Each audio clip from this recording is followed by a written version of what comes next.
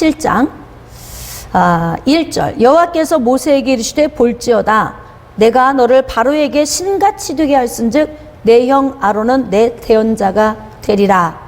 그렇죠. 3절 내가 바로의 마음을 완악하게 하고 내 표징과 내 이적을 애굽 땅에서 많이 행할 것이다. 이게 지금 하나님의 계획이에요. 그러니까 이스라엘 백성들을 지금 창세기 15장 13절로 16절의 말씀을 성취하시기 위해서 하나님이 레위 자손 가운데에서도 고핫 그리고 아므람의 아들인 아론과 모세를 통해서 지금 일을 하시겠다는 거예요. 그런데 하나님의 일하시는 설정 방법이 바로 뭐냐면 완악하게 하신다는 거죠. 완악하게 하신다. 자, 아까 제가 말씀드렸죠? 완악하게 하는 이유는 무엇일까요? 이스라엘 백성들에 대한 완전 포기 방법이다. 일부 포기가 아니에요. 하나님께서 애굽에 있는 이스라엘 백성들을 건져내실 때 일부 어느 정도 3분의 1 아니면 2분의 1 이게 아니라는 거예요. 전부를 다 건져내신다는 거예요. 여러분, 하나님은 하나님의 백성들을 전부 책임지십니다. 나도 여러분도 앞으로 태어날 우리의 자손들까지도 예수님 오시는 그때까지 마지막 날까지 태어난 하나님의 백성들을 모두 건져내시는 거예요. 그러니까 완악하게 하는 방법을 설정했던 하나님의 계획은 완전 포기로 인도하시기 위한 것이다. 그래서 많은 이적을 행할 것이다. 이렇게 말씀하시죠. 자, 7절 그들이 바로에게 말할 때에 모세는 80세였고 모세는 80세였고 아론은 83세였고 미리암은 대략 85세 이상이었을 것이다. 그래서 미리암과 모세와 아론이 거의 죽을 때 비슷한 시기에 가나안을 앞에 두고서 가장 먼저 미리암이 죽고 그 다음 아론이 죽고 그 다음 모세가 죽고 그래서 이렇게 하나님께서 이들을 가나안 땅에 들어가지 못하도록 가나안을 눈으로만 보게 하셨습니다. 자, 8절입니다. 여호와께서 모세와 아론에게 말씀하여 이르시되 바로가 너희에게 이르기를 너희는 이적을 보이라 하거든 너는 아론에게 말하기를 너희의 지팡이를 들어서 바로 앞에 던지라 하라. 자, 그래서 이제 이런저런 이적에 대해서 하나님이 말씀을 주시는데 자, 지금부터는 좀 빨리빨리 지나가겠습니다. 자, 첫 번째 재앙 14절에 여호와께서 모세에게 이르시되 바로의 마음이 완악하여 백성 보내기를 거절한다. 그러니까 어떻게 해요? 이제 이적을 본격적으로 시행을 합니다. 그래서 어떡합니까? 17절 나일강을 치면 피로 변할 것이다. 자, 그래서 19절 여호와께서 또 모세에게 이르시되 아론에게 명령하기를 내 지팡이를 잡고 내 팔을 애굽의 물들과 강들과 우나 모든 호수 위에 내밀라. 자, 그것들이 피가 되리니 그래서 21절에 나일강에 고기가 죽고 물에서는 악취가 났습니다. 자, 25절입니다. 여호와께서 나일강을 치신 후 이래가 지났습니다. 그런데 바로의 마음이 계속 완악합니다.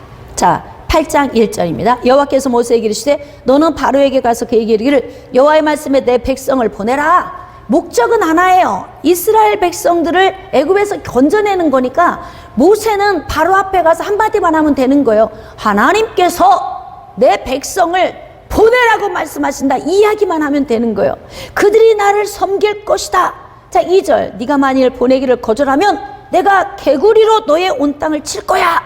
이 말을 모세가 가서 하고 있는 거예요. 자, 5절입니다. 여호와께서 모세에게 이르시되 아론에게 명령하기를 내 지팡이를 잡고 내 팔을 강들과 운하들과 못 위에 펴서 개구리들이 애굽 땅에 올라오게 하라. 자, 그래서 두 번째 개구리 재앙이 임한 거예요. 자, 8절 바로가 모세와 아론을 불러 이르되 여호와께 구하여 나와 내 백성에게 개구리를 떠나게 하라. 내가 이 백성을 보내리니. 자, 여기서부터 조금씩 꺾기 시작합니다. 근데 이제 보내는 게 중요한 거예요. 얼마큼 보내느냐가 중요한 거죠. 아까 하나님이 완악하게 하시는 이유는 뭐라고 그랬어요? 완전 포기예요. 완전 포기. 일부가 아닙니다. 하나님은 하나님의 백성들을 완전히 건져내시는 거예요. 근데 이제 여기서부터 바로가 조금씩 타협을 하기 시작하는데 이 백성을 보내리니 그들이 여호와께 제사를 드릴 것이니라. 예? 그런데 어떻게 해요? 15절. 그러나 바로가 숨을 쉴 수 있게 됨을 보았을 때 그의 마음을 완강하게 하여, 그냥 다시 재앙이 없어져서 평안해지면 마음이 또 이렇게 순식간에 바뀌는 거예요. 여러분, 이게 사람의 마음입니다. 그러니까 인간은 믿어서는 안 되는 거예요. 적절하게 우리가 인간 세상에서 사는 날 동안 그냥 우리 처신만 잘하고 사는 게 좋아. 사람을 너무 신뢰하고 따라가는 것도 우리 인생에 큰 문제를 발생시킬 수 있는 거예요. 자, 16절 셋째 재앙. 여호와께서 모세에게 이르시되 아론에게 명령하기를 내 지팡이를 들어 땅에 티끌을 치라. 그것으로 애굽 온 땅에 이가 되게 하리라. 자, 그래서 더 마음이 완악하게 되어 그들의 말을 듣지 않았다. 19절에 나오죠. 자, 그래서 20절 넷째 재앙. 여호와께서 모세에게 이르시되 아침에 일찍 일어나 바로 앞에 서라. 그가 물 있는 곳으로 나오리니 그에게 이르기를 여호와께서 이와 같이 말씀하시기를 내 백성을 보내라. 그러면 그들이 나를 섬길 것이니라. 똑같은 이야기예요. 네가 만일 내 백성을 보내지 않으면 내가 너와 내 신하와 내 백성과 내 집들의 파리떼를 보내리라. 근데 아주 중요한 말씀이 있습니다. 22절. 자, 그날에 나는 내 백성이 거주하는 고센 땅을 구별하여 그곳에는 파리가 없게 하리니. 자, 고센 땅 구분. 그러니까 하나님의 백성들이 있는 지역만 재앙이 넘어가는 거예요. 이렇게 하나님이 특혜를 주시는 거죠. 25절. 바로가 모세와 아론을 불러 이르되 너희는 가서 이 땅에서 너희 하나님께 제사를 드리라. 자, 자기가 허락을 하기는 하겠지만 좀 멀리 사흘길까지 갈 필요가 뭐 있느냐. 그냥 여기서 제사 드려. 여기서 지금 이렇게 하는 거예요. 이게 하나님의 목적이 아니잖아요. 하나님의 목적은 종되었던 땅 애굽에서 주인된 땅 가나안으로 내보내는 건데 지금 바로는 이렇게 계속 타협을 하고 있는 거예요. 28절. 바로가 이르되 내가 너희를 보내리니 너희가 너희의 하나님 여호와께 광야에서 제사를 드릴 것이나 너무 멀리 가지 말라. 그런즉 너희는 나를 위하여 간구하라. 그러니까 그냥 여기 그냥 애굽 안에서 하라는 거예요. 뭐 3일 동안 가도 저 광야 어떤 경계선 넘어서 멀리 가지 말고 그냥 애굽 안에서 하라는 거죠. 32절입니다. 그러나 바로가 이때에도 그의 마음을 완강하게 하여 그 백성을 보내지 아니하니라. 자, 지금 여기서 보니까 바로가 스스로 마음을 완강하게 했다고 하잖아요.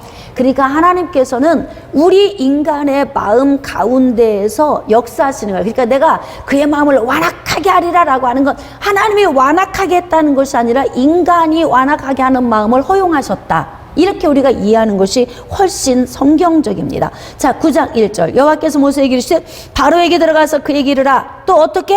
히브리 사람의 하나님 여호와께서 말씀하시기를 내 백성을 보내라. 그들이 나를 섬길 것이니라. 똑같은 이야기예요. 그러니까 교회 와서 우리가 듣는 이야기가 매일 새로운 이야기 아닙니다. 같은 이야기입니다. 그런데 왜 이 말씀이 새로우냐? 하나님의 말씀이 살아있기 때문에 그래요. 그래서 활력이 있어서 좌우의 날선 검보다도 예리하시고 혼과 영과 관절과 골수를 찔러 쪼개기까지 하시니까 새롭게 느껴지는 겁니다. 그러니까 여러분들이 교회 나올 때 뭔가 막 신비로운 얘기를 들으려고 목적을 가지고 오지 마시고 그냥 매일 반복적인 똑같은 말씀, 그러나 살아있기에 오늘도 나의 심령을 쪼개시는 하나님, 그 말씀을 기대하고 오는 거예요. 9장 2절입니다. 네가 만일 보내기를 거절하고 억지로 잡아두면 여호와의 손이 들에 있는 내 가축 곧 말과 나귀와 낙타와 소와 양에게 더하리니 심한 돌림병, 자, 전염병이 있겠다는 거예요. 그러니까 6절입니다. 이튿날에 여호와께서 이 일을 행하시니 애굽의 모든 가축은 죽었으나, 자, 중요합니다. 이스라엘 자손의 가축은 하나도 죽지 아니한지라. 하나님께서 이렇게 하나님의 백성들을 지켜 보호하시는 거예요. 그래서 여러분, 왜 하나님을 믿는 땅이 그렇게 잘 살고 부유합니까? 우리나라는 70년, 80년 전만 해도 원시인처럼, 지금 여러분들이 그 원시인 다큐멘터리 보면 살고 있잖아요. 우리도 전기도 없었죠? 도시가스 이런 것도 없잖아요. 연탄 떼는 집은 그때도 연탄 귀한 거였죠. 거기가 나무, 들판에서 농사지어서 나무를 떼서 밥해 먹고, 그 다음에 그때에는 우리의 주방도 시멘트로 된 주방이 거의 없었어요. 전부 흙으로 다 진 이어갖고 흙으로 만든 주방이었고, 거기에 무쇠 솥단지 걸어서 밥해 먹고 다 이렇게 살았단 말이에요. 아주 지극히 원시적인 것처럼 우리가 살았어. 그때까지만 하더라도. 근데 복음이 들어오면서부터 나라가 급속도로 부흥해지고 막 성장이 되고 번영이 되는 거예요. 왜냐하면 하나님이 복을 주시니까 그런 거예요. 예? 그래서 대한민국은 예수 믿는 사람 때문에 지금 누리고 사는 거야. 불신자들이. 그걸 몰라서 그들이 어리석은 거죠. 이렇게 하나님께서는 특별히 하나님의 영역에 있는 하나님의 자녀들을 보호하신다. 우리가 이것을 이해해야 됩니다. 자, 7절. 바로가 사람을 보내 본즉 이스라엘의 가축은 하나도 죽지 아니하였더라. 그러나 바로의 마음이 완강하여 백성을 보내지 아니하니라. 그러니까 바로의 마음이 더 완악해지고 있잖아요. 하나님께서 일부러 완악함을 넣어주지 않아도 인간 자체 안에 있는 죄악이 이렇게 완악한 거예요. 그러니까 자꾸 마음이 더 강하게 완강하게 악해지는 거죠. 8절. 여호와께서 모세와 아론에게 이르시되 너희는 화덕에 제 두 움금을 가지고 모세가 바로의 목전에서 하늘을 향하여 날리라. 자, 그렇게 해서 어떻게 악성 종기가 생기게 한 거예요. 자, 12절. 그러나 여호와께서 바로의 마음을 완악하게 하셨으므로, 즉 허용하신 거죠. 바로가 완악한 마음을 가진 것을 하나님이 허용하신 거예요. 그들의 말을 듣지 아니하였으니 여호와께서 모세에게 말씀하신 것과 같더라. 자, 이제 7째. 자, 13절. 여호와께서 모세에게 이르시되 아침에 일찍이 일어나 바로 앞에 서서 그에게 이르기를 히브리 사람의 하나님 여호와의 말씀에, 똑같은 말씀하시죠. 내 백성 내보내 그들이 나를 섬길 거야. 이렇게 지금 말씀하신 거잖아요. 자, 그래서 어떻게 해? 18절. 내일 이맘때면 내가 무거운 우박을 내리겠다 말씀하신 거죠. 그런데 막 우박이 그 위에 내렸어요. 그러면 이제 막 그들이 죽으리라 이렇게 말씀하신 거죠. 20절. 바로의 신하 중에 여호와의 말씀을 두려워하는 자들은 그 종들과 가축을 집으로 피하여 들였으나 여호와의 말씀을 마음에 두지 아니한 사람은 그의 종들과 가축을 들에 그대로 두었더라. 자, 재앙이 하나 둘 셋 넷 지금 진행돼 가는 동안에 애굽에 있는 사람들도 깨어나는 사람이 있는 거예요. 그러니까 반드시 우박이 내리리라. 그렇으면 들판에 있는 짐승이 맞아 죽을 거야. 이것을 깨닫는 사람은 짐승을 다 안으로 다 들였다고 하잖아요. 이렇게 점점 애굽에 있는 사람들도 하나님을 인정하기 시작을 하는 겁니다. 자, 21절. 여호와의 말씀을 마음에 두지 아니하는 사람은 그의 종들과 가축을 들에 그대로 두었더라.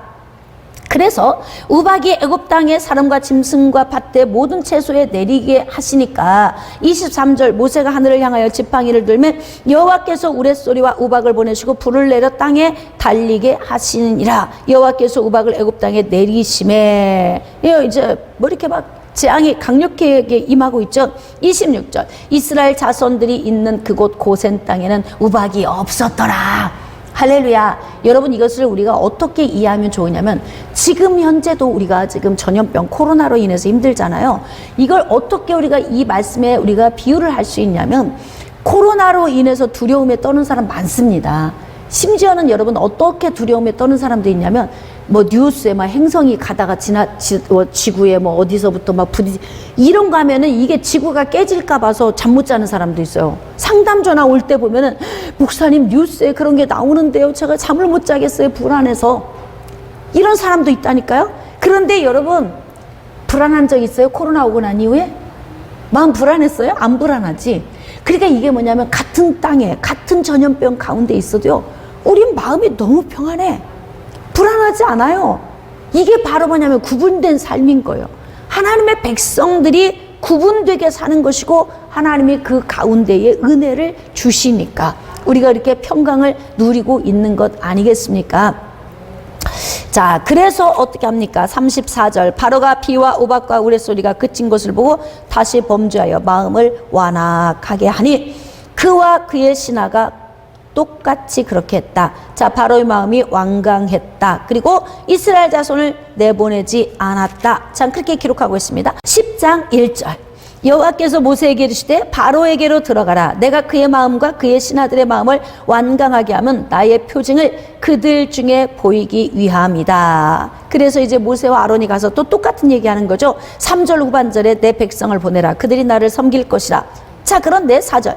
네가 만일 내 백성 보내기를 거절하면 내일 내가 메뚜기를 내 경내에 들어가게 하리니. 이제 메뚜기 재앙을 내리시겠다는 거죠. 7절입니다. 바로의 신하들이 그에게 말하되 어느 때까지 이 사람이 우리의 함정이 되리이까? 그 사람들을 보내어 그들의 하나님 여호와를 섬기게 하소서. 왕은 아직도 애굽 망한 줄을 알지 못하시나이까? 내가 재앙이 벌써 이 8째 재앙이 오기 전까지 애굽이 쑥대밭이 된 거예요. 막 너무 지금 백성들이 고난 가운데 있습니다. 그러니까 신하들이 이야기하는 거죠. 폐하, 지금 애굽이 다 망했습니다. 그냥 보내세요. 보내세요. 뭘 그렇게 아까워하십니까? 보내고 우리 다시 시작하면 되지 않습니까? 근데 이 말이 들려요? 안 들려요? 안 들리는 거예요. 강팍하니까 안 들리는 것입니다. 자, 8절입니다. 모세와 아론을 바로에게로 다시 데려오니, 자, 바로가 그들에게 이르되 가서 너희 하나님 여호와를 섬기라. 갈 자는 누구냐? 이제 약간 타협을 하는데 일부만 이야기를 하는 거예요. 9절입니다. 모세가 이르되 우리가 여호와 앞에 절기를 지킬 것인즉 우리가 남녀노소와 양과 소를 데리고 가겠나이다. 이 이야기는 뭐예요? 다 가겠다는 거예요. 남녀노소는 전체 이스라엘 백성 전체 인구, 그 다음에 양과 소는 모든 재산을 이야기해요. 그러니까 완전히 여기에 터전을 놓고 다 가겠습니다, 이 뜻이잖아요. 10절입니다. 바로가 그들에게 이르되 내가 너희와 너희 어린 아이들을 보내면 여호와가 너희와 함께함과 같으니라. 보라, 그것이 너희에게는 나쁜 것이다. 응? 그러니까 아이들은 놓고 가라는 거죠. 자, 그렇게 하지 말고 너희 장정만 가라.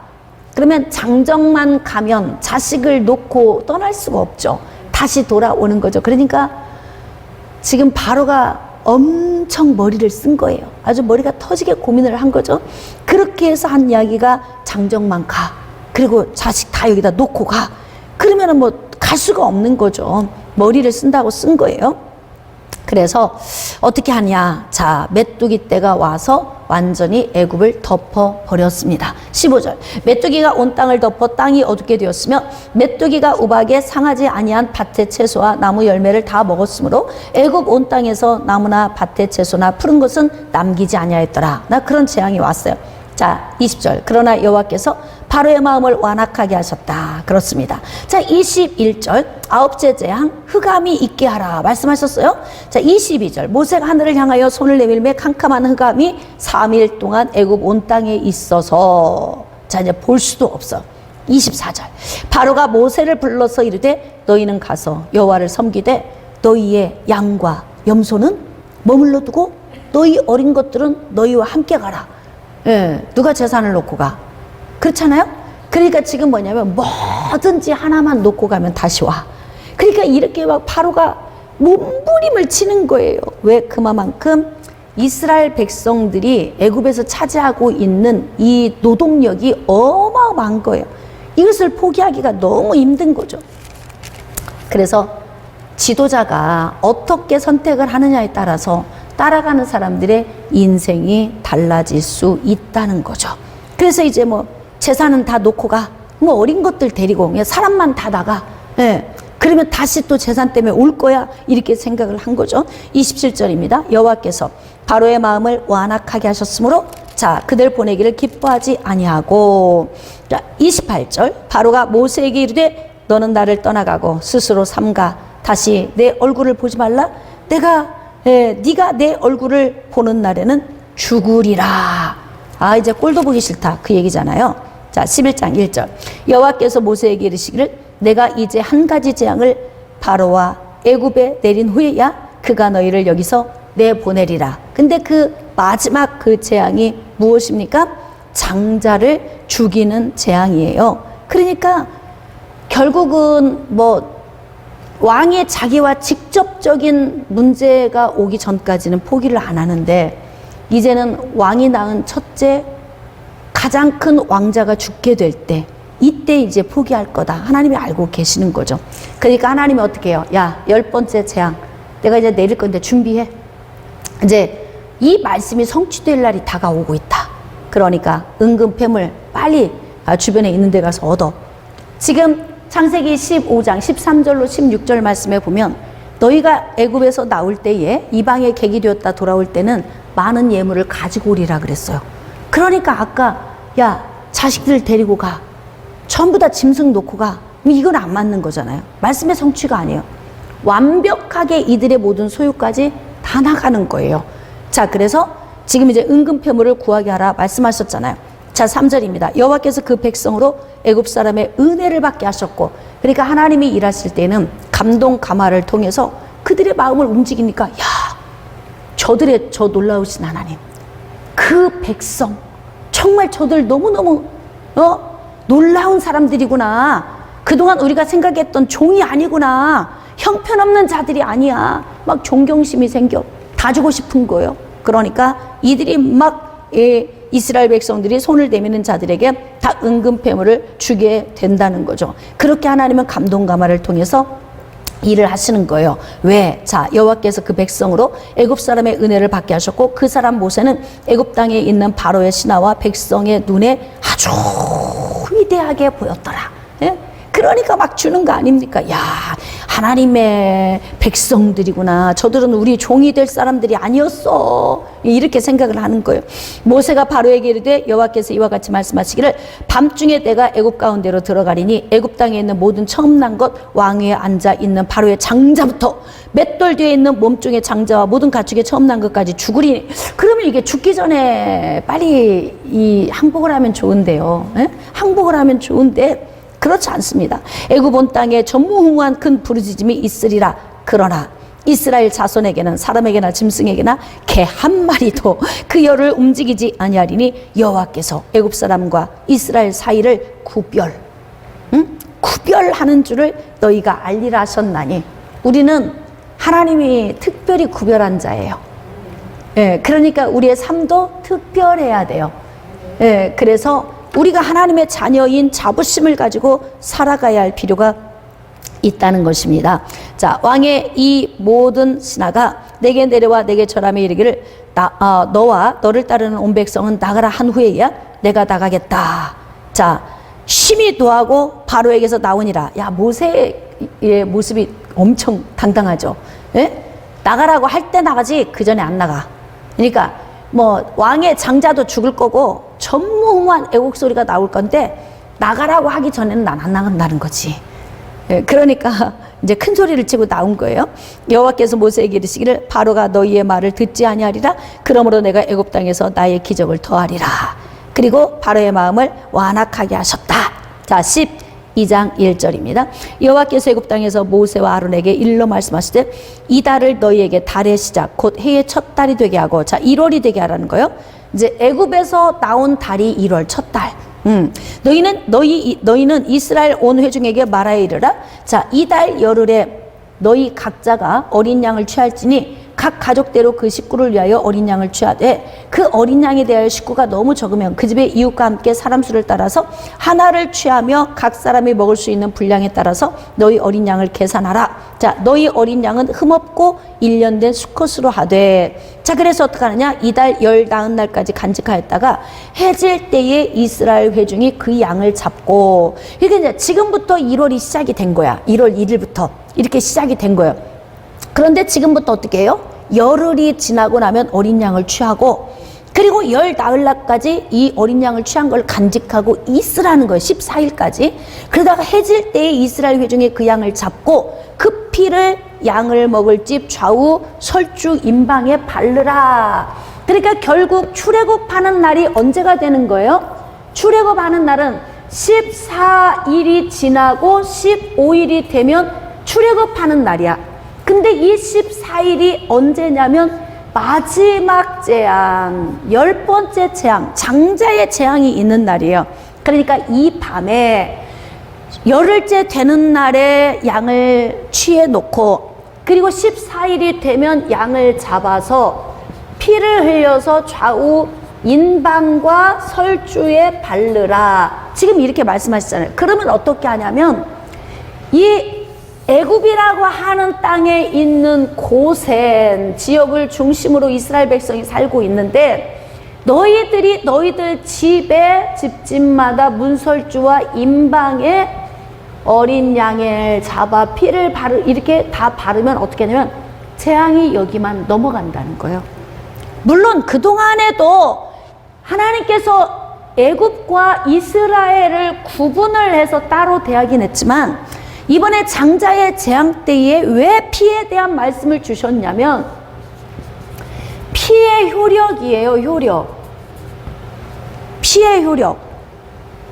이 피의 효력. 여러분, 짐승의 피에 무슨 요령이 있겠어요? 그쵸? 짐승의 피에 무슨 요령이 있겠어요? 짐승의 피는 예수 그리스도의 피를 예표하는 거예요. 그러니까 예수 그리스도, 즉 여자의 후손이 이 땅에 오셔서 피를 흘림으로 인하여서 어떻게? 자, 예수 그리스도의 피가 모든 저주에서 우리를 사함받게 해주시는 거죠. 그러니까 이 피의 효력은 뭐예요? 저주에서 지켜 보호해 주는 것입니다. 죄로 말미암은 저주, 또 인생의 삶 가운데서 오는 재앙의 저주, 이 모든 저주 가운데에서 보호해 주시는 거예요. 그렇다고 뭐 요즘에 양을 잡아서 문설주 임방에 바를 필요 있어요? 없어요. 구약에서는 예수 그리스도가 오시기 전까지만, 짐승을 잡아서 피를 흘려서 문설주와 일방에 바르면 이 피가 효력을, 짐승의 피가 효력을 나타내는 것이 아니라 이들이 짐승의 피를 자기 집집마다 뿌릴 때에 여자의 후손의 피를 바라보는 거예요. 여자의 후손의 피를 바라보는 거예요. 그러니까 결국은 재앙이 지나간 것은 피 때문이 아니라 그 피를 순종하고 뿌릴 수 있었던 그들의 무엇 때문에? 할렐루야, 믿음 때문에. 유월절 어린 양의 사건은요, 믿음 때문에 재앙이 지나간 거예요. 양의 피의 효력이 아니에요. 이해되십니까? 그러니까 구약의 짐승은 예수 그리스도를 바라보게 하는 효과가 있기 때문에 짐승의 피가 효력을 발생한 것이 아니라 이들이 짐승의 피를 뿌릴 때 여자의 후손의 피를 미리 바라보는 믿음의 행위였기 때문에 이들이 그날 밤에 재앙에서 노임을 받게 된 것이죠. 그래서 하나님께서 이렇게 이제 명령을 하신 거예요. 자, 11절. 너희는 그것을 이렇게 먹을지니 허리에 띠를 띠고 발에 신을 신고 손에 지팡이를 잡고 급히 먹으라. 이것이 여호와의 유월절이니라. 그러니까 이 유월절 사건, 그러면 여러분 이제 피의 효력을 우리가 이제 어떻게, 현 시대에는 피의 효력을 어떻게 적용을 하면 좋을까요? 피의 효력 매일 뿌려? 매일 바르고 매일 뿌려요? 아니에요. 피의 효력은 우리에게 언제 오냐면 우리가 중생할 때. 자, 피의 효력은 적용을 어떻게 하냐면 중생, 즉 믿음이 우리에게 올 때, 이때 피의 효력이 적용이 되는 거예요. 내가 막 뿌리고 바른다고 피의 효력이 오는 것이 아니라 예수 그리스도의 죽으심과 부활하심을 믿을 때, 그건 뭐예요? 예수 그리스도의 피의 효력을 내가 믿는 거잖아요. 그러니까 이 믿음이 나에게 있을 때 이 피의 효력이 나에게서 발생이 되는 거예요. 그러면 그 뒤로부터 우리는 어떻게 사느냐? 이 믿음을 유지하면서 믿음을 적용할 때 피의 효력이 나에게 계속 있다는 거예요. 그러니까 이렇게 생각하시면 돼요. 내가 인생이라고 하는 많은 시간을 사는 동안 내가 이렇게 인생을 살아요. 그런데 예수 그리스도의 피의 효력이 내가 중생할 때에 나를 이렇게 덮으시는 거예요. 그러면 나는 평생 이 땅에 사는 동안에 피의 효력이 나를 이렇게 붙들고 있는 거예요. 그러니까 우리는 예수 그리스도가 믿어지는 믿음이 있다면 우리는 예수 그리스도의 피의 효력 안에서 살고 있는 거예요. 할렐루야. 이걸 믿고 가는 거죠. 굳이 아침에 일어나서 또 보혈 뿌려, 또 막 발라, 그리고 막 오늘 또 지켜주세요, 이게 아니고 예수 그리스도의 피의 효력이 오늘도 나를 보호하고 계신다. 예수 그리스도의 피의 효력이 우리의 어린 자녀들을 보호하고 계신다. 이거는 지금 진행형인 거예요. 갑자기 없다가 갑자기 오늘 뿌리면 효력이 나는 것이 아니라, 그러니까 결국 매번 피를 뿌리고 바르는 말이나 어떤 이런 그 행위적인 걸 하고 있다면 우리도 원시 신앙인들 같은 샤머니즘적인 신앙생활을 하고 있는 거예요. 이게 이제 적용 아시겠죠? 그러니까 어떤 분 같은 경우에 저한테 이런 상담을 했어요. 목사님, 어떤 유명한 목사님이 매일 뿌려라. 피를, 보혈의 피를 뭐 뿌려라, 발라라, 막 이러면서 막 기도할 때도 막 보혈의 피 막 뿌리고 막 이런다고 하는데, 그냥 어느 날 깜빡 잊어버리고 나갈 때 피를 안 뿌리고 나가면 그렇게 불안하다는 거예요. 에? 그러니까 결국 영적 지도자들이 하는 행동이 자세하게 지식으로 가르쳐 주지 않으면 결국 그런 신앙인을 만들어낼 수 있어요. 제가 그래서 그분에게 이야기했죠. 이미 당신이 예수 그리스도가 믿어진다면 예수 그리스도의 피의 효력이 당신에게 임하고 계신다. 그리고 이것은 ing 진행형으로 주님 앞에 서는 날까지 나를 보호하고 계신다. 그러니까 나갈 때 우리는 피를 뿌리는 것이 아니라 어떻게 하면 돼요? 하나님이 나를 보호하고 계심을 믿고 나가는 거죠. 믿고 나가는 것 이해가 되십니까? 네, 그렇게 여러분이 예수 그리스도의 피의 효력 안에서 살고 있는 것입니다. 12절입니다. 내가 그 밤에 애굽 땅에 도로 다니며 사람이나 짐승을 막론하고 애굽 땅에 있는 모든 처음 난 것을 다 치고 애굽의 모든 신을 내가 심판하리라. 나는 여호와라. 자, 근데 13절에 내가 애굽 땅을 칠 때에 그 피가 너희가 사는 집에 있어서 너희를 위하여 표적이 될지라.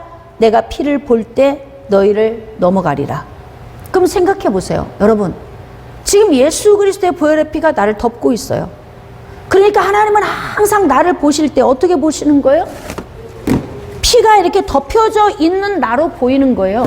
오늘 다시 뿌려야 할 이유가 없는 거예요. 나는 이렇게 피가 덮여진 상태로 살아가고 있는 거예요. 그러니까 이 피를 볼 때에 재앙이 넘어가리라. 이 피를 볼 때에 지옥으로 들어가지 않으리라. 이 피를 볼 때에 내가 내 자녀인 걸 내가 알리라.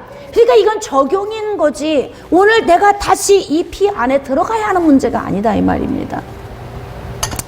그래서 우리가 날마다 예수 그리스도의 보혈의 능력 안에서 평강을 누리는 자가 되어야 한다는 거예요.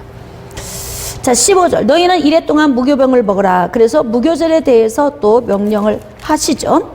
7일 동안 하라고 말씀하십니다. 자, 21절입니다. 모세가 이스라엘 모든 장로를 불러서 그들에게 이르되 너희는 나가서 너희의 가족대로 어린 양을 택하여 유월절 양으로 잡고, 자, 우슬초 묶음을 가져다가 그릇에 담은 피에 적셔서 그 피를 문 임방과 좌우 설주에 뿌리고 아침까지 한 사람도 자기 집 문 밖에 나가지 말라. 그러니까 아침까지, 죽음의 재앙이 다 지나가서 끝날 때까지는 집 안에 있으라는 거예요. 그러니까 여러분, 우리가 이 땅을 살아가는 동안에 예수 그리스도의 보혈의 피 능력 안에 있어야 영원한 저주에서 노임받는 거예요. 피의 효력, 예수 그리스도의 피의 효력 안에. 예수 그리스도의 피의 효력 안에 들어가려면 어떻게 해야 돼요? 예수를 믿어야 되는 거죠. 그러니까 예수 그리스도를 믿으면 나는 예수 그리스도의 피의 효력 안에 있는 거니까 영벌에 빠지지 않습니다. 우리에게 오는 가장 큰 재앙이 무엇입니까? 지옥 가는 영벌의 재앙 아닙니까? 그런데 예수 그리스도의 피의 능력 안에 있으면 이렇게 우리가 영생의 은혜 안에서 보호받는 거예요. 그러니까 어떻게 해요? 나가지 말라고 하잖아. 한 사람도 문 밖에 나가지 말아라. 피의 효력 밖으로 나가지 말아라. 우리는 이미 믿음으로 말미암아 피의 효력 안에 들어와 있는 자이니까 하나님께서 우리를 영생의 자리로 이끌어가고 계시니까 의심도 하지 말고 두려워하지도 말고 불안에 떨지도 말고, 할렐루야, 그런 은혜로 여러분이 살 수 있기를 원합니다. 자, 그래서 28절입니다. 이스라엘 자손이 물러가서 그대로 행하되 여호와께서 모세와 아론에게 명령하신 대로 행하니라. 12장 29절입니다. 밤중에 여호와께서 애굽 땅에서 모든 처음 난 것 곧 왕위에 앉은 바로의 장자로부터 옥에 갇힌 사람의 장자까지와 가축의 처음 난 것을 다 치심에, 이제 마지막 10번째 재앙을 하나님이 지금 하고 계신 거예요. 31절입니다. 밤에 바로가 모세와 아론을 불러서 이르되 너희와 이스라엘 자손은 일어나 내 백성 가운데에서 떠나 너희의 말대로 가서 여호와를 섬기고, 자, 너희가 말한 대로 너희 양과 또 너희 소도 몰아가고 나를 위하여 축복하라. 너희 조건을 어떻게 했냐면, 그동안에는 타협을 했죠. 그냥 장정만 가던지, 나중에는 모든 짐승을 놓고 애들까지만 데리고 가. 근데 지금은 뭐냐면 양과 소도 다 데리고 가. 완전 포기한 거죠. 완전 포기. 하나님이 원하시는 건 바로 이거였습니다.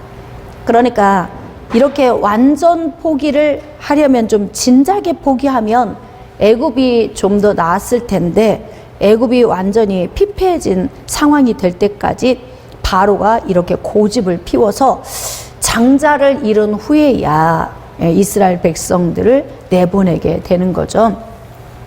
33절입니다. 애굽 사람들은 말하기를 우리가 다 죽은 자가 되었도다 하고 그 백성을 재촉하되 그 땅에서 속히 내보내려 함으로. 왜냐하면 이스라엘 백성들이 빨리 가주면 좋겠는 거야, 지금은. 그래야 자기들의 재앙이 멈출 수 있다고 생각을 하는 거죠. 그러니까 그 백성이 발교되지 못한 반죽 담은 그릇을 옷에 싸서 어깨에 메고 이스라엘 자손이 모세의 말대로 하여 애굽 사람에게 은금 패물과 의복을 구했어요. 자, 그랬더니 어떻게 해요? 하나님이 은혜를 입히게 하사 그들이 구하는 대로 주게 하심으로 그들이 애굽 사람의 물품을 취하였더라. 이제 드디어 이스라엘 백성들이 430년의 노예 생활을 마치고 이제 애굽을 떠나 나왔습니다. 37절. 이스라엘 자손이 람셋을 떠나서 숫곳에 이르니 유아 외에 보행하는 장정이 60만. 거기 있죠? 60만. 보행하는 장정의 개수는 어떻게 세냐면 20세 이상으로 전쟁에 나갈 수 있는 사람. 성경에 보면 대부분 이스라엘이 남자 계수를 할 때에는 20세에서 50세 사이에 있는 사람을 계수를 합니다. 근데 이 사람들은 전쟁에 나갈 수 있는 사람이에요. 그러니까 장정만 60만이니까 그 이외에 딸린 가족들이 어마어마하게 많은 거죠. 자, 그리고 거기에 수많은 잡족, 거기 밑줄 그으세요. 잡족. 이제 이 잡족들이 나중에 문제를 만들어냅니다. 또 양과 소와 심이 많은 가축이 그들과 함께 하였고 그들이 애굽으로부터 가지고 온 발교되지 못한 반죽으로 무교병을 구웠으니 이는 그들이 애굽에서 쫓겨남으로 지체할 수 없었음이며 아무 양식도 준비하지 못하였음이었더라. 이스라엘 자손이 애굽에 거주한 지 얼마? 430년이라. 자, 430년이 끝나는 그날에 여호와의 군대가 다 애굽에서 나왔은즉 이 밤은 그들을 애굽 땅에서 인도하여 내심으로 말미암아 여호와 앞에 지킬 것이니 이는 여호와의 밤이라. 이스라엘 자손이 다 대대로 지킬 것이니라. 자, 그렇게 해서 이제 애굽에서 드디어 이들이 나오게 되었습니다. 43절입니다. 여호와께서 모세와 아론에게 이르시되 유월절 규례는 이러하니라. 자, 그래서 유월절 규례에 대해서 이야기를 하고 13장 1절로 8절까지 무교절 규례에 대해서 이야기를 하고 난 후에 자, 9절입니다. 이것으로 내 손의 기호와 미간의 표를 삼고 여호와의 율법이 내 입에 있게 하라. 이는 여호와께서 강하신 손으로 너를 애굽에서 인도하여 내셨음이니 해마다 절기가 되면 이 규례를 지킬 것이니라. 그래서 유월절과 무교절 절기를 지키도록 나와서 애굽에서 나와서 지금 다시 점검을 하고 있는 거예요. 자, 11절입니다. 여호와께서 너와 내 조상에게 맹세하신 대로 너를 가나안 사람의 땅에 인도하시고 그 땅을 내게 주시거든. 자, 여기 아주 중요한데 조상에게 맹세, 즉 약속. 여러분, 하나님은 약속의 말씀에 의하여서 계획하시고 이 약속의 말씀을 통하여서 말씀을 어떻게 하냐면 성취하시고 그리고 완성하시는 거예요. 아무 계획 없이 일하시는 게 아니라 하나님은 반드시 하나님의 전략, 계획을 가지고 일을 하시는데 그 계획이 바로 뭐냐면 가장 먼저 출발은 창세기 3장 15절의 여자의 후손이에요. 자, 그리고 난 다음에 창세기 12장 3절 말씀에 아브라함에게 주시고 그 다음에 7절 말씀에 이 땅을 자손에게 주리라. 그리고 창세기 15장 13절로 16절 말씀, 이 말씀이 사실 이제 하나님이 약속을 주신 큰 틀입니다. 하나님의 큰 계획이에요. 그래서 이제 아모리 족속의 죄가 차기까지 430년을 기다리고 그리고 나서 너희들이 나와서 어떻게 한다? 가나안 땅을 차지하게 될 것이다. 자, 그러면 이제부터 이들이 풀어가야 할 숙제는 뭐냐면 430년이 차는 마지막 날에 나와서 가나안에 들어가기까지의 이제 이 기간을 어떻게 선택하며 보내느냐에 따라서 이들의 삶이 빨리 갈 수도 있고 더디 갈 수도 있고 못 갈 수도 있어요. 이제 이 아주 기가 막힌 드라마틱한 내용이 이제 이 뒤에 계속 전개가 되어집니다. 그래서 거의 지금 출애굽기 말씀의 그 후반부에 보면은 여기 지금 그 과정에서의 말씀들이 기록되어 있고 민수기, 신명기까지 가나안 땅에 들어가기 전에 일어났던 그 일들에 대해서 이제 기록이 되어져 있습니다. 그래서 맹세, 즉 약속하신 대로 너를 가나안 땅의 사람에게 인도하시고 그 땅을 내게 주시거든. 가나안 땅은 이스라엘 사람들이 차지하게 될 땅이에요. 왜냐하면 하나님의 계획이 그렇게 설정되어 있기 때문에 그렇습니다. 너는 태에서 처음 난 모든 것과 내게 있는 가축이 태에서 처음 난 것을 다 구별하여 여호와께 돌리라. 수컷은 여호와의 것이니라. 그래서 첫 열매에 대해서 드리도록 지금 말씀을 하시고, 나귀의 첫 새끼는 다 어린 양으로 대속하고 그렇게 하지 아니하려면 그 목을 꺾고 내 아들 중 처음 난 모든 자는 대속할지니라. 자, 후일에 내 아들이 내게 묻기를 이것이 어찌 됨이냐 하거든 너는 그에게 이르기를 여호와께서 그의 권능으로 우리를 애굽에서 곧 종이 되었던 집에서 인도하여 내실 때 이때 바로가 완악하여 우리를 보내지 아니하매 여호와께서 애굽에서 나라 가운데 처음 난 모든 것을 사람의 장자로부터 가축의 처음 난 것까지 다 죽이셨으므로 태에서 처음 난 모든 수컷들은 내가 여호와께 제사를 드려서 내 아들 중에 모든 처음 난 자를 다 대속하리니. 자, 이것이 내 손의 기호와 내 미간의 표가 되리라. 그래서 처음 난 것은 하나님의 것이다. 이렇게 지금 이야기를 하고 있는 거고요. 자, 17절. 바로가 백성을 보낸 후에 블레셋 사람의 땅의 길은 가까울지라도 하나님이 그들을 그 길로 인도하지 아니하셨으니. 여러분, 그 하나님은 특별 계획을 이루어 가시기 위해서 일반적인 계획을 또 세우십니다. 일반적인 계획을 세우실 때에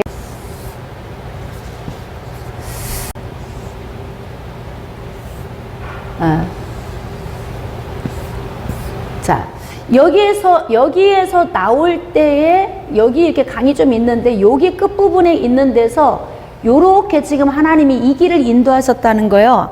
그러면 하나님이 인도하실 수 있는 가장 빠른 길이 어디냐면 홍해를 건너지 않고 여기가 블레셋 사람의 땅이잖아요.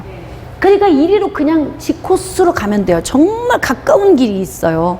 그런데 왜 하나님께서 이렇게 홍해라고 하는 바다의 코스로 결정을 했느냐, 지금 그 말씀을 하고 계신 거예요. 자, 13장 17절.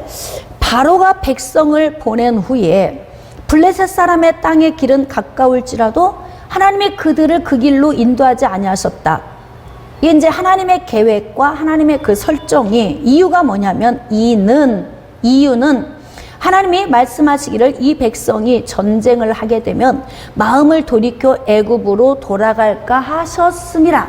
그러니까 앞으로 이스라엘 백성들이 가나안 땅을 차지함에 있어서 반드시 이들이 겪어야 하는 일이 무엇이냐면 전쟁이라고 하는 요인이에요.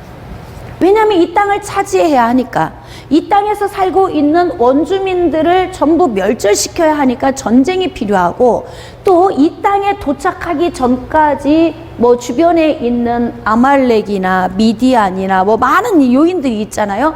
이러한 전쟁의 요인이 있음을 하나님은 알고 계세요. 그러니까 우리가 앞으로 이렇게 미래의 전진함에 있어서 우리 인생의 삶의 미래에 어떠한 어려운 요인들이 놓여 있는지도 하나님은 다 알고 계신 거예요.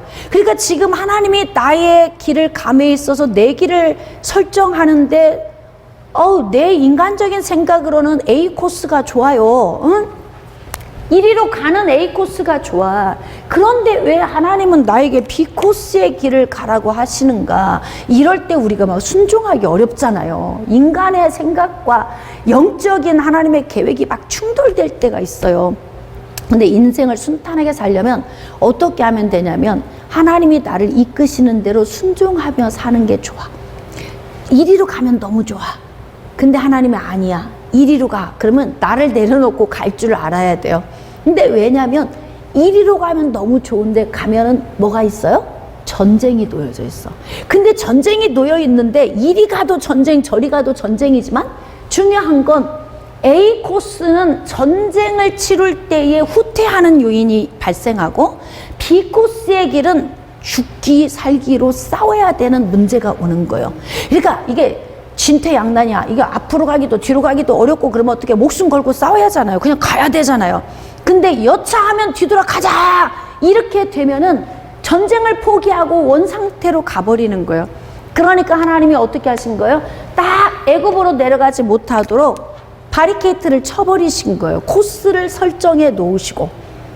그래서 때로는 우리가 하나님이 하시는 일이 좀 이해가 안 될지라도 그냥 우리가 신뢰하고 따라가다 보면 아하, 그래서 하나님이 이렇게 하셨구나. 우리가 이걸 알 수가 있어요. 자, 18절입니다. 그러므로 하나님이 홍해의 광야길로 돌려 백성을 인도하심에 이스라엘 자손이 애굽 땅에서 대열을 지어 나올 때, 자, 모세가 요셉의 유고를 가지고 나왔다. 자, 21절. 여호와께서 그들 앞에서 가시며 낮에는 구름 기둥. 아주 중요합니다. 낮에는 구름 기둥, 밤에는 불 기둥. 왜냐하면 낮에는 땡볕이 있고 밤에는 추위가 있어요. 이 광야의 특성입니다. 광야의 특성. 그러니까 하나님께서는 낮에 땡볕에는 위에서 구름으로 쫙 쳐주시고 밤에는 추우니까 불기둥으로, 그래서 이스라엘 백성들을 아늑하게 안위해 주시는 거예요. 참 이게 너무 신묘악측하지 않습니까? 그래서 어떡하냐면 낮이나 밤이나 진행하게 하시니, 왜? 지금은 낮이나 밤이나 안 가면은 붙잡힙니다. 누구에게? 애굽에게 붙잡혀요. 자, 바로가 보내놓고서 뒤쫓아옵니다. 포기 안 해요. 사람은 몰라, 하나님은 알고 계세요. 그러니까 어떡하냐, 구름기둥과 불기둥을 계속 교대로 하나님 비추시면서 빨리 가, 빨리 가, 빨리 가. 하나님 빨리 가라고 하는 거예요. 왜? 따라와, 따라와. 근데 우리는 몰라도, 그러니까 하나님이 인도하시면 막 가야 되는 거예요. 지금 빨리 가라 그럼 가야 되고, 쉬어라 그러면 쉬어야 하는 거죠. 이게 하나님께서 지금 밤이나 낮이나 계속 진행하게 하셨다는 거예요. 자, 그래서 14절. 여호와께서 모세에게 말씀하여 이르시되 이스라엘 자손에게 명령하여 돌이켜 바다와 믹돌 사이에 비하히롯 앞 곧 바알스본 맞은편 바닷가에 장막을 치게 하라. 하나님께서 시시때때 이렇게 음성을 주셔서 어디에 머물러야 하는지, 언제 출발해야 하는지 이런 것까지 자세하게 명령하시는 겁니다. 3절입니다. 바로가 이스라엘 자손에 대하여 말하기를 그들이 그 땅에서 멀리 떠나 광야에 갇힌 바 되었다 하리라. 오호, 이들이 홍해로 가서 그러니까 코스를 보니까 애굽 왕이 지금 이스라엘 백성들이 출발해서 간 코스를 보니까 여기에 딱 홍해에 멈추게, 갇혔어. 너희들은 죽은 목숨이야. 이렇게 하고 지금 바로가 뒤쫓아 오게 된다는 거죠. 4절. 내가 바로의 마음을 완악하게 한즉 바로가 그들의 뒤를 따르리니 내가 그와 그의 온 군대로 말미암아 영광을 얻어 애굽 사람들이 나를 여호와인 줄 알게 하리라. 10가지 재앙 가지고도 부족했나 봐, 하나님을 알기에는. 그러니까 여기에서 또 기적을 베푸셔서 야, 저 하나님은 진짜 살아계신 분이구나, 이것을 고백하게 한다는 거죠. 5절입니다. 그 백성이 도망한 사실이 애굽 왕에게 알려지면 바로와 그의 신하들이 그 백성에 대하여 마음이 변하여. 자, 이게 마음이 변하여, 이게 인간의 모습이에요. 그래서 사람은 너무 신뢰하고 믿고 따라가는 건 위험하다, 이렇습니다. 이르되 우리가 어찌 이같이 하여 이스라엘을 우리를 섬김에서 놓아 보내었는가 하고 이제 후회하는 거예요. 그러니까 10가지 재앙 잊어버린 거죠. 아팠던 거 잊어버린 거예요. 애 낳는 거 잊어버리고 또 낳고 하는 것처럼 사람은 이렇게 힘겨운 고통도 지나면 다 잊어버립니다. 그러니까 10가지 재앙도 잊어버리고 마음이 변했다 그러잖아요. 그래서 바로가 곧 그의 병거를 갖추고 그의 백성을 데리고 갈새. 자, 선발된 병거 600대와 애굽의 모든 병거를 동원하니 지휘관들이 다 거느렸더라.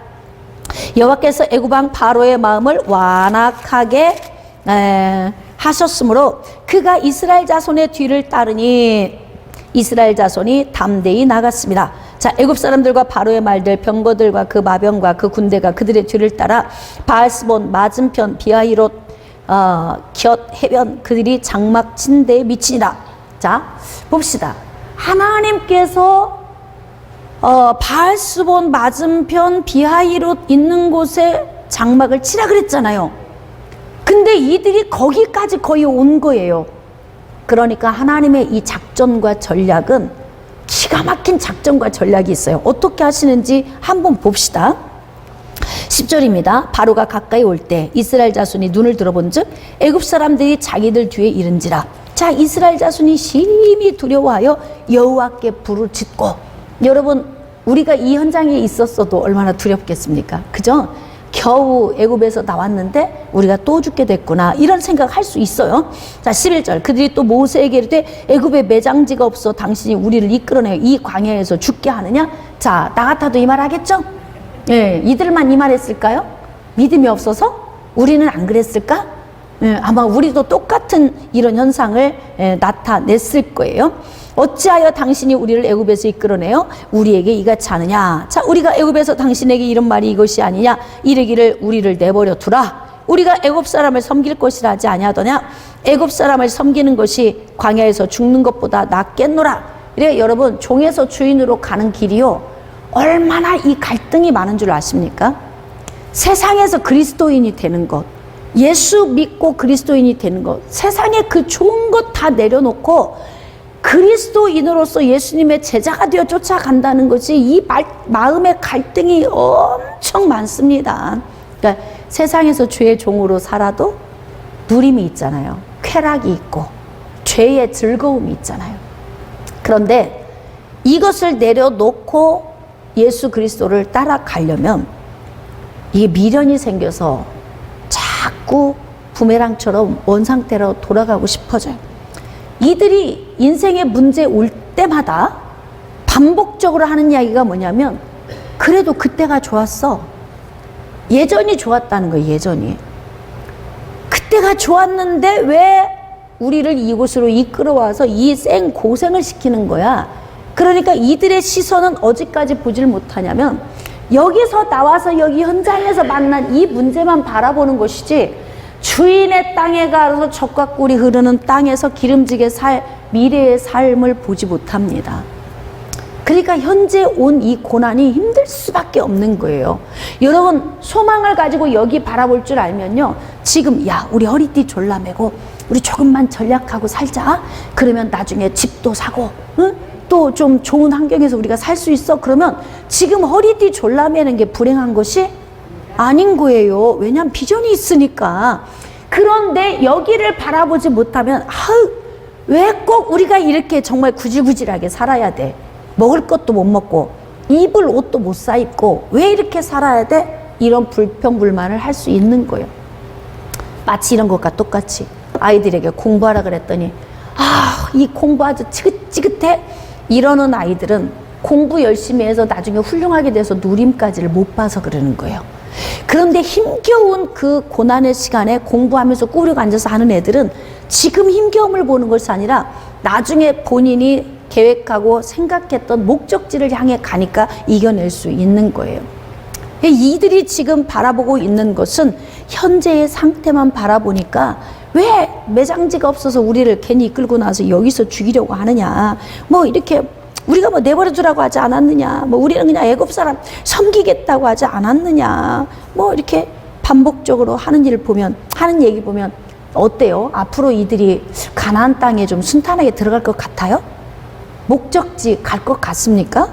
벌써 여기서 보면서 이거 어렵겠는데, 이거 목적지 도착하기 어렵겠는데 벌써 이 느낌이 와요. 우리가 13절입니다. 모세가 백성에게 이르되 너희는 두려워하지 말고 가만히 서서 여호와께서 오늘 너희를 위하여 행하시는 구원을 보라. 너희가 오늘 본 애굽 사람을 영원히 다시 보지 아니하리라. 그러니까 지금 이스라엘 백성들은 두려워 떨고 자기네들끼리 막 서로 불평불만 얘기하고 있을 때 모세는 하나님과 교통이 이루어지고 있는 거야. 모세야, 내가 왜 비하히롯 맞은편 바알스본에 내가 왜 장막을 치라고 했는지를 알지 너? 지금 네 앞쪽은 보면은 홍해가 있고 뒤에서는 애굽이 오고 있잖아. 그런데 홍해 갈라놓고 그리고 애굽 사람들 거기다 내가 다 집어넣을 거야. 그러니까 지금 이 말이 그 말인 거예요. 너희는 가만히 서서 여호와께서 오늘 너희를 구원하시는 그 하나님의 행하심을 보라는 거죠. 이 말이 어디서 나왔을까요? 모세는 보고 있는 거예요. 이 하나님의 말씀을 주시고 계신 거예요. 하나님과 친밀하게 교통하고 있어요.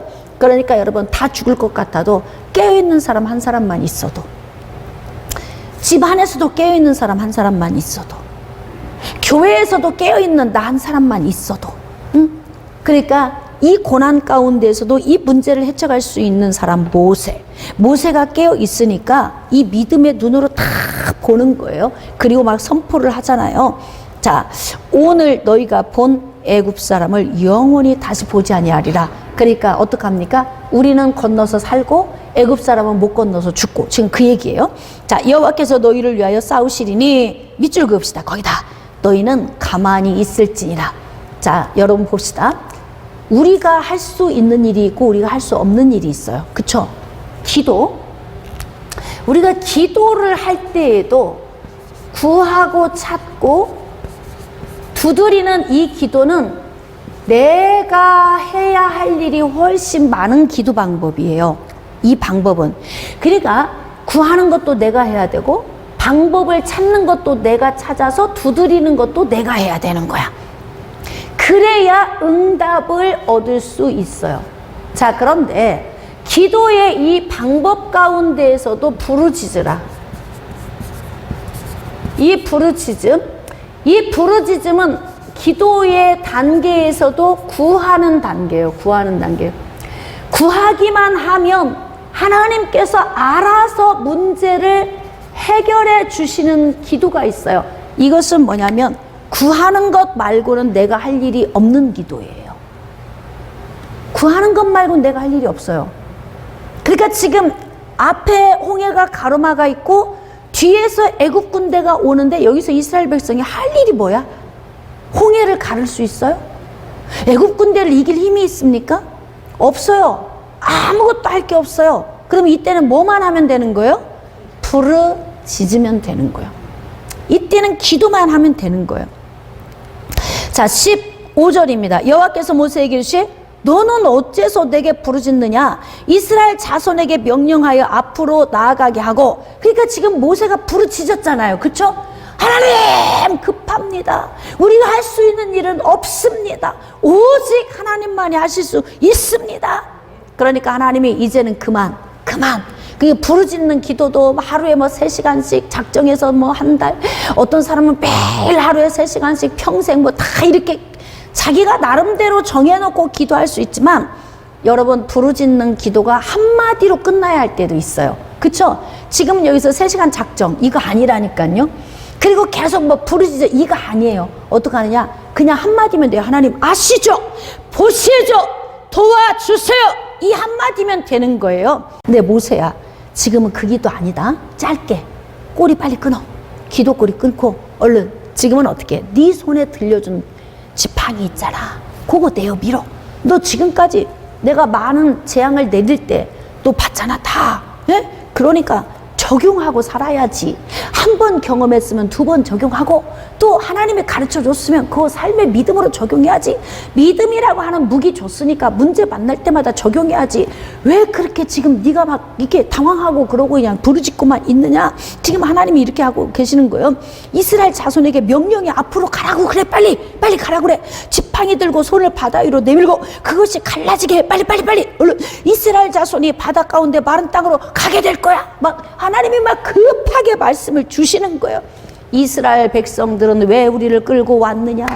거기서 차라리 죽게 내버려 두지. 우리가 그냥 안 간다고 할 때 그때가 좋아. 막 지금 이렇게 막 시끌시끌 난리가 났는데 하나님이 모세에게 막 음성을 주시는 거예요.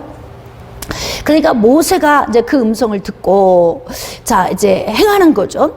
19절입니다. 이스라엘 진 앞에 가던 하나님의 사자가 그들의 뒤로 옮겨 가매 구름 기둥도 앞에서 그 뒤로 옮겨 애굽진과 이스라엘 진 사이에 이르러서니 저쪽에는 구름과 흑암이 있고 이쪽에는 밤이 밝음으로 밤새도록 저쪽이 이쪽에 가까이 못하게 하였더라. 그러니까 하나님께서 그렇게 모세에게 급하게 음성을 주시고 이스라엘 백성들을 쫓아오는 애국 군대, 지금 여기 이스라엘 백성들이 있는데요. 애국 군대가 쫓아오는데 하나님께서 다 이 뒤로 가가지고 어떡하냐. 여기는 불기둥, 여기는 구름기둥.